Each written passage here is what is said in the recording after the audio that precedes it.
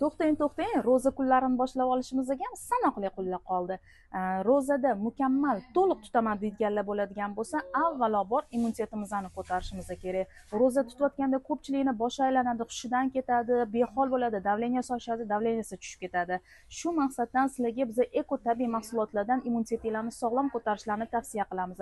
Ko'pchilikning orasida yo'q bo'lib ketgan echki sutlarimizni juda ham hozirgi zamonga talabiga mos ko'rinishida ishlab chiqarishyapti. O'zinglar bilasizlar, echki suti qanchalik foydaliligini, inson uchun mikro makro elementlarga boy, kalsiylarga to'la. O'zinglar bilasizlar, xalqimizda kalsiylarning so'rilishlari juda ham qiyin. Kalsiy yetishmovchiliklari bor. Shu maqsadda mana shu sutlarni kofeinglarga, choyinglarga ertalab kechqurun ichadigan bo'lsanglar, sog'lom immunitetinglarni ko'tarasizlar. Ro'zada ham baquvvatgina bo'lib yurasizlar. To'liqroq ma'lumot uchun kommentariyada yoki direktda sut so'zini yozadigan bo'lsanglar, to'liq ma'lumotlarni va narxlarini yozib qo'yamiz. Hattoki dostavka yetkazib qo'yish imkoniyatlari ham bor. Mani yo'qotib qo'ymasligi uchun podpiska tugmasini bosib, yuragimni qizartirib qo'yish esinglardan chiqmasin.